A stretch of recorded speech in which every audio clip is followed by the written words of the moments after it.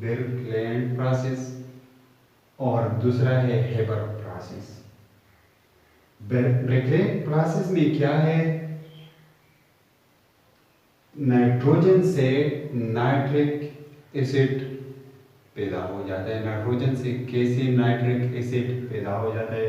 First number nitrogen react with oxygen form nitrogen oxide gas पैदा करता है। इसके बाद ये नाइट्रोजन ऑक्साइड फिर ऑक्सीजन से रिएक्ट करता है और 2NO2 गैस पैदा हो जाता है। और ये गैस जब हम वाटर में डिजॉल्व करते हैं तो इससे नाइट्रिक एसिड प्रोड्यूस हो जाता है। ये है गैस, ये हमें डिजॉल्व करते, किस में डिजॉल्व करते हैं? वाटर में। तो क्या बनाते हैं? नाइट्रिक एसिड बनाता है और NO गैस बनाता है। इस प्रोसेस को हम बेरक्लेंड प्रोसेस कहा जाता है। और दूसरा क्या है? Haber process. इस प्रोसेस में नाइट्रोजन रिएक्ट करता है, किससे रिएक्ट करता है? हाइड्रोजन से रिएक्ट करता है और क्या बनाता है? अमोनिया बनाता है। In this process nitrogen reacts with hydrogen and produce ammonia. इसको हेबर प्रोसेस कहा जाता है।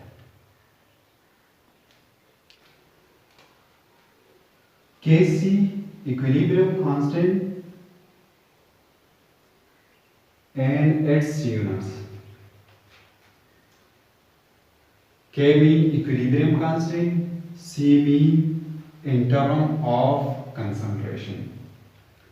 इस रिएक्शन में इक्विलिब्रियम कांस्टेंट क्या है?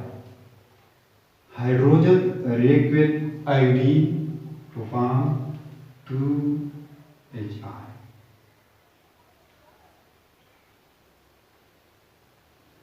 HI ये प्रोडक्ट है और ये रिएक्टेंट है। हम प्रोडक्ट ऊपर लिखते हैं और प्रोडक्ट के या रिएक्टेंट के जितना भी कोएफिशिएंट है, ये 2 कोएफिशिएंट है। तो हम ये कोएफिशिएंट कंसंट्रेशन के ऊपर लिखते हैं। ये कंसंट्रेशन है, इसके ऊपर 2 हमने लिख दिया। प्रोडक्ट है, 2 कोएफिशिएंट है, तो कोएफिशिएंट ऊपर हम लिखते हैं। इसके बाद रेशो हाइड्रोजन एंड आयोडीन, ये रिएक्टेंट है। और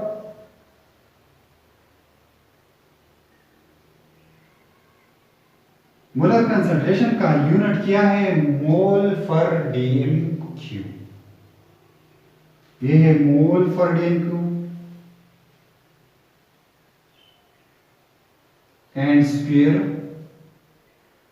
और इस मोलर कंसंट्रेशन का यूनिट भी मोल पर dm³। और इस मोलर कंसंट्रेशन का ये यूनिट भी मोल पर dm³ है। तो ऊपर भी 2 मोल पर dm³ है और नीचे भी मोल पर dm³ है। ये दोनों एक दूसरे को कैंसिल करता है, तो इसका यूनिट नहीं, because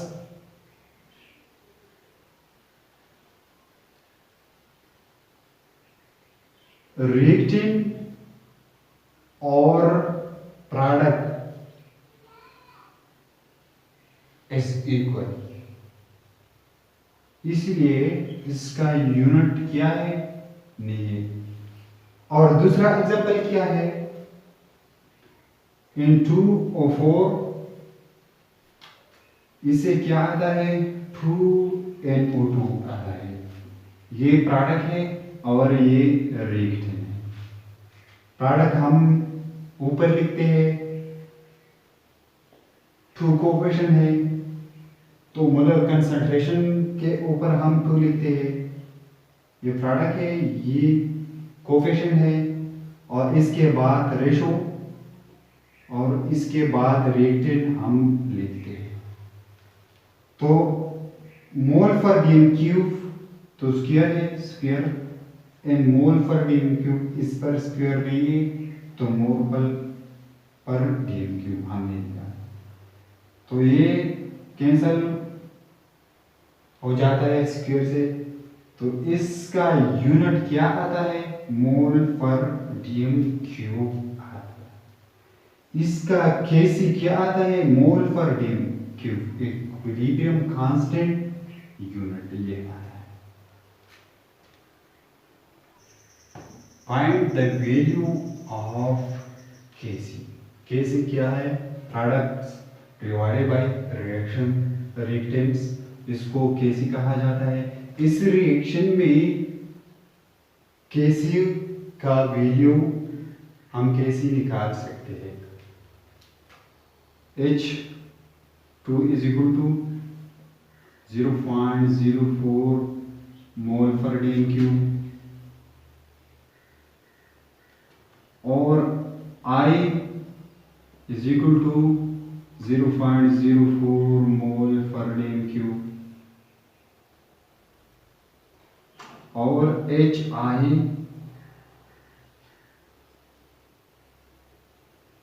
is equal to 0.08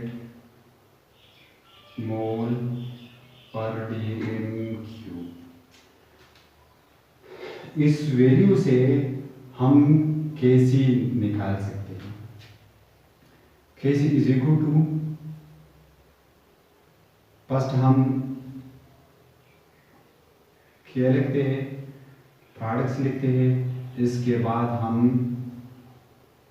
reactants नीचे लिखते हैं और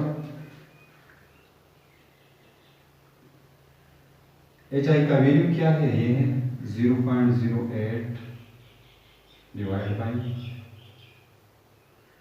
मोल पर डीएम क्यूब, मोल पर डीएम क्यूब और 0.04 मोल पर डीएम क्यूब लिखिए इसमें और 0.04 मोल पर डीएम क्यूब। तो इसका आंसर क्या आता है 4 आता है।